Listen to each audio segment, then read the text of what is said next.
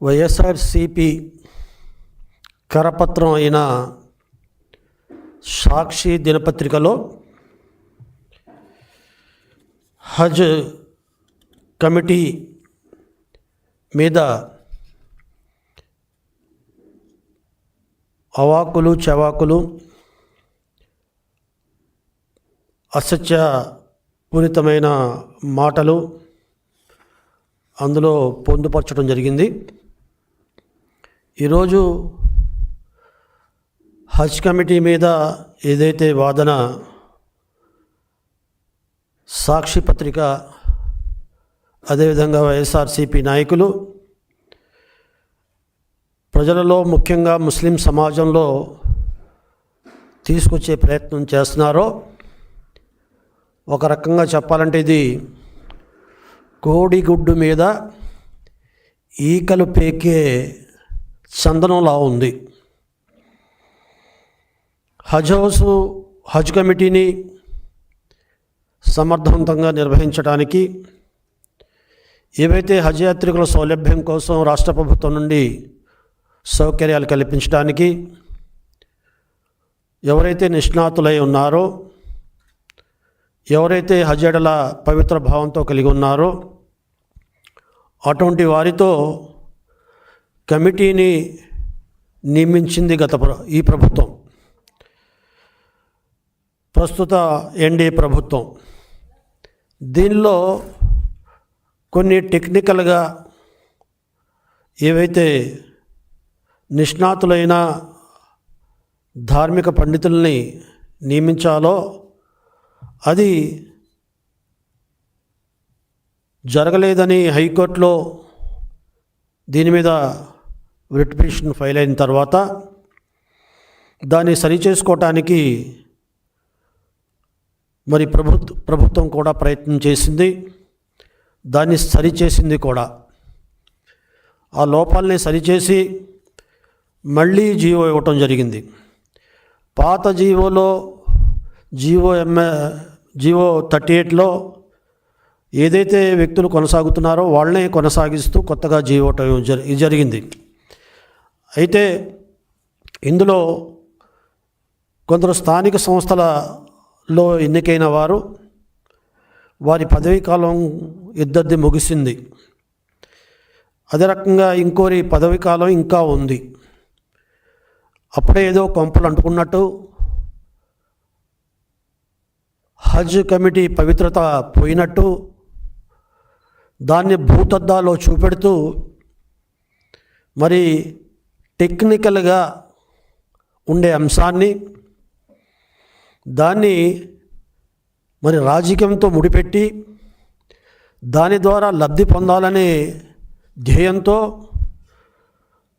చిన్న విషయాన్ని పెద్ద విషయంగా సాక్షి దినపత్రికలో ప్రచురించి ఆ రకంగా ముస్లిం మనోభావాల్ని తమ వైపు తిప్పుకోవాలి, తెలుగుదేశం పార్టీ ఎన్డీఏ ప్రభుత్వం ఎడల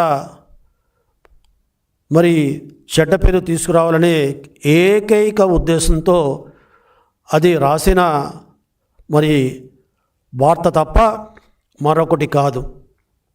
వారి పదవీ కాలం ముగిసిన తర్వాత వాళ్ళ సభ్యులుగా కొనసాగాల లేదా అనే మీమాంసాన్ని అధికారులు టెక్నికల్గా ఆలోచించి దాని మీద చట్టపరంగా, విధానపరంగా, రూల్ పరంగా ఏ రకంగా అయితే ప్రొసీజర్ ఉంటుందో దాని ప్రకంగా చర్యలు తీసుకోవడానికి కొంత సమయం పడుతుంది. కాబట్టి దానికంటే ముందు ఏదో తప్పు జరిగిపోయింది, ఏదో కొంపలండుకుపోయినాయి, హజ్ పవిత్రత భంగం ఏర్పడింది. ఎక్కడండి హజ్ పవిత్రత? దానికి సంబంధం ఏంటి? వాళ్ళు స్థానిక సంస్థల సభ్యులుగా, స్థానిక సంస్థల ఎన్నికైన వారి కోటాలో వాళ్ళు నియమించారు. సరే, వాళ్ళు పదవి అయిపోయినంత మాత్రాన వాళ్ళు కొనసాగకూడదా అనేది అధికారులు ఆలోచిస్తారు. ఆ రకంగా అధికారుల స్థాయిలో ఒక నిర్ణయం తీసుకుంటారు. అంత మాత్రాన మేఘాల్లో హజ్ పవిత్రత దెబ్బతీస్తుంది, తెలుగుదేశం ప్రభుత్వంలో ఈ రకంగా చేయటం పరిపాటి అయిపోయినట్టుగా ఈరోజు దాన్ని భూతద్దాలో చూపెట్టి మరి పబ్బం గడుపుకోవటం ఎంతవరకు సమంజసం అని ఈ సందర్భంగా వారిని ప్రశ్నిస్తున్నాను. ముగ్గురు అంటారు, ఇద్దరి సమయం అయిపోయింది.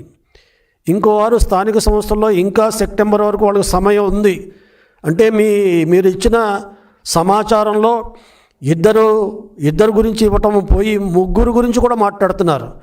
ముగ్గురు సమయం కూడా అయిపోయిందని చెప్తున్నారు. ఎక్కడ మీ వార్తలో నిజం ఉంది, నిజాయితీ ఉంది, చిత్తశుద్ధి ఉంది అనే సందర్భంగా ఈ సాక్షి పత్రికలను దాన్ని తందాన అంటూ దాని మీద స్పందిస్తున్న నాయకులకి ఈ సందర్భంగా నేను ప్రశ్నిస్తున్నాను. ప్రభుత్వంలో అన్ని విషయాలు చకచక జరగవు. కాబట్టి ప్రభుత్వంలో ఏదైనా సందర్భం వచ్చినప్పుడు, ఏదైనా విషయం వచ్చినప్పుడు దాని ఫైల్ సర్క్యులేట్ అవుతుంది. దాని యొక్క నిబంధనలు ఏంటి, దాని మీద ఏ రకమైన చర్యలు తీసుకోవాలి, ఏ రకమైన మరి అడుగులు ముందుకు వేయాలనేది ఆలోచించి తీసుకుంటారు. అంత మాత్రాన హజ్ పవిత్రత పేరుతో రాజకీయం పబ్బం గడుపుకోవటం వైఎస్ఆర్సీపీ పార్టీకి ఎట్టి పరిస్థితిలో తగదు. ఎందుకంటే వైఎస్ఆర్సీపీ ఎప్పుడు హజ్ మరి యాత్రల మీద మీరు చిత్తశుద్ధి చూపెట్టారు. మీరు ఎప్పుడైనా మరి ఆలోచించారా హజ్ యాత్రల కోసం ఒక హజ్ హౌస్ ఉండాలని? తెలుగుదేశం ప్రభుత్వం నాడు హైదరాబాద్లో మరి నాంపల్లిలో 11 అంతస్తుల భవనాన్ని హజ్ హౌస్ని నిర్మించి ఇచ్చిందంటే అది తెలుగుదేశం పార్టీ మైనారిటీల ఎడల, ముస్లింల ఎడల చిత్తశుద్ధి. ఆ రకంగా ఈరోజు కూడా తెలంగాణలో ఉన్న హజ్ యాత్రికులందరూ ఆ హజ్ హౌస్లో ఆంధ్ర ప్రాంతం కానీ కర్ణాటక బోర్డర్లో ఉన్న వాళ్ళు కానీ ఆ 11 అంతస్తుల హజ్ హౌస్లో ఉండి సౌలభ్యాలు సౌకర్యాలు పొంది అక్కడి నుండి జిద్దాకు ప్రయాణం అవుతున్నారు. మీ వల్ల జరిగిందా? కాంగ్రెస్ పార్టీ వల్ల జరిగిందా? మా తెలుగుదేశం ప్రభుత్వ హయాంలో చంద్రబాబు నాయుడు గారు హైదరాబాద్లో హజ్ హౌస్ నిర్మించడం వల్ల జరిగింది.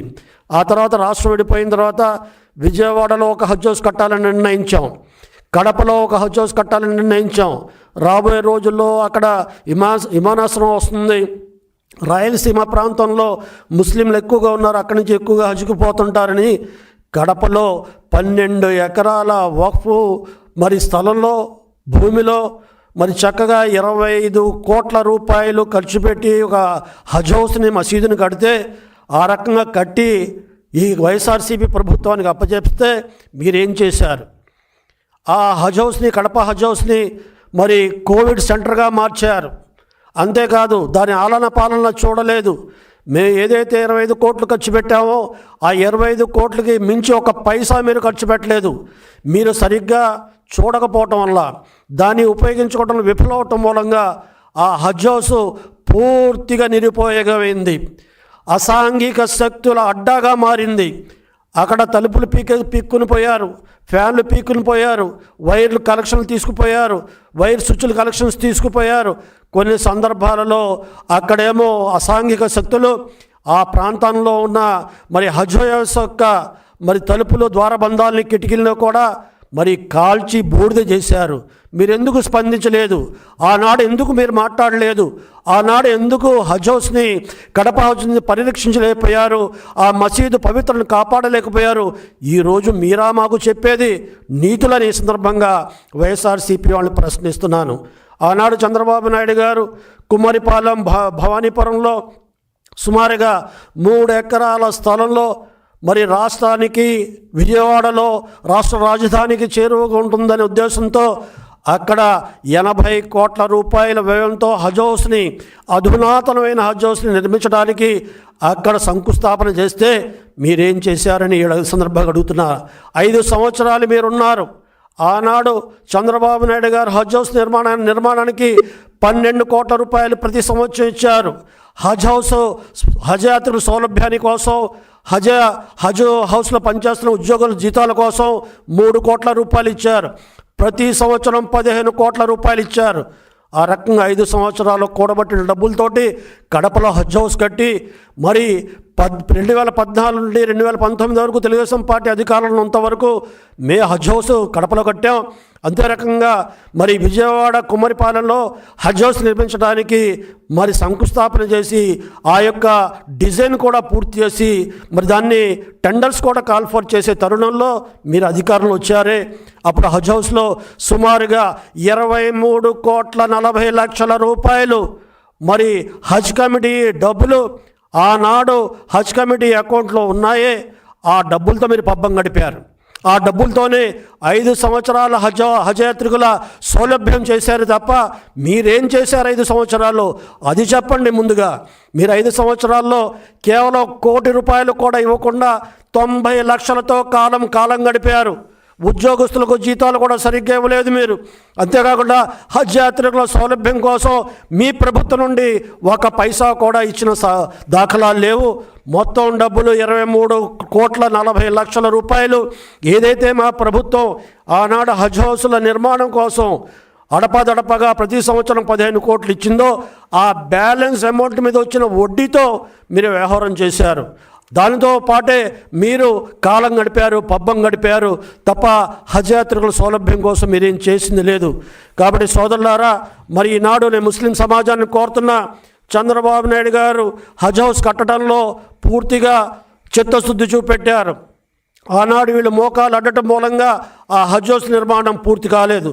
ఉర్దూ భాష వికాసానికి కూడా చంద్రబాబు నాయుడు ఆనాడు మౌలానా అబ్దుల్ కలాం ఆజాద్ జాతీయ స్థాయి యూనివర్సిటీ హైదరాబాదులో మరి పెట్టడానికి 250 ఎకరాల స్థలం ఇచ్చిన విషయం మీకు గుర్తుండకపోవచ్చు, ప్రజలకు గుర్తుందనే విషయాన్ని సందర్భంగా మనం చేస్తున్నా.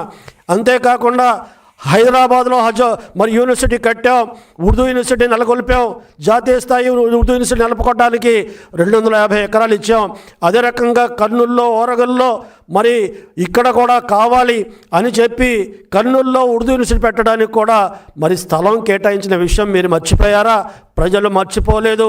ఆనాడు ఉర్దూ యూనివర్సిటీకి అవసరమైన డబ్బులు కూడా సుమారుగా 80 కోట్ల రూపాయల వరకు ఇచ్చి 2-3 స్లాబ్లు అడ్మినిస్ట్రేటివ్ బ్లాక్ను కట్టడానికి మరి కట్టడం కూడా మొదలుపెట్టి నిర్మాణం కూడా జరుగుతున్న తరుణంలో మీరు ప్రభుత్వంలో వచ్చి ఆ ఉర్దూ యూనివర్సిటీ కూడా పూర్తి కాకుండా ఆపింది మీరు కాదా అని సందర్భంగా మీకు మనం చేస్తున్నా. ఈరోజు కూడా అది మరి మోడుగా మిగిలిపోవడానికి మీరు కారణభూతులయ్యారు. ఆ డబ్బులను డైవర్ట్ చేశారు. Urdu university, Kurnool Urdu university, Maulana Abdul Haq university ఏర్పడకుండా అడ్డుపడిన వాళ్ళు మీరు. ఈనాడు ముస్లిమ్స్ కోసం మాట్లాడతారా? హజ్ పవిత్రత గురించి మాట్లాడతారా? దానికి మీకు అర్హత లేదు. ఆ రకంగా మాట్లాడే హక్కు ఎక్కడా మీకు లేదు. కేవలం నామకం మాత్రంగా మీరు చేశారు. ముస్లింలు కూడా బుజ్జగించారు తప్ప ఆనాడు చంద్రబాబు నాయుడు గారు చేసిన అనేక పథకాలు, మైనార్టీలకు సంబంధించిన అనేక పథకాలని తులేదుగాలిచ్చింది మీరు కేవలం ఏదైతే ఆనాడు చంద్రబాబు నాయుడు గారు ఇమాం మౌజన్లకి జీతాలు ఇచ్చే కార్యక్రమం చేశారో దాన్ని ఒకటే కొనసాగించారు. మరి ఏదైతే విదేశీ విద్య కానీ, అదే రకంగా మరి దుల్హన్ పథకం కానీ ఇటువంటి కార్యక్రమాలు ఎన్నో, మసీదు నిర్మాణం కోసం కార్యక్రమాలు, మరి అదే రకంగా ఈద్గా ఖబరస్థాన్లు యొక్క గోడలు కట్టడానికి అనేక కార్యక్రమాలు, అదే రకంగా మరి ఏవైతే షాదీఖానాలు నిర్మించుకోవడానికి మరి తెలంగాణ ఆంధ్ర ప్రాంతంలో సుమారుగా 250 షాదీఖానాలు కడితే మీరేం కట్టారని సందర్భంగా అడుగుతున్నా. కనీసం తెలుగుదేశం పార్టీ హయాంలో ఏవైతే షాదీఖానాలు కట్టామో దాన్ని పూర్తి చేయడానికైనా మీరు పూనుకున్నారా అని సందర్భంగా మరి వైఎస్ఆర్సీపీ వారిని ప్రశ్నిస్తున్నాను. కాబట్టి ఈనాడు నక్క వినయాలు కాదు, మరి మీరు చేసేది అన్నీ తప్పులే. మైనార్టీలు మోసం చేశారు, మైనార్టీలు దగా చేశారు, మైనార్టీల సంక్షేమాన్ని తిలోగం తొక్కారు. ఆ రకమైన మీరు ఈనాడు హజ్ కమిటీలో జరిగిన చిన్న పొరపాటుని భూతద్దాల్లో చూపెట్టి దాని ద్వారా పబ్బం గడుపుకోవాలనుకోవటం నీచమైన రాజకీయం అనే సందర్భంగా మనం చేస్తున్నా.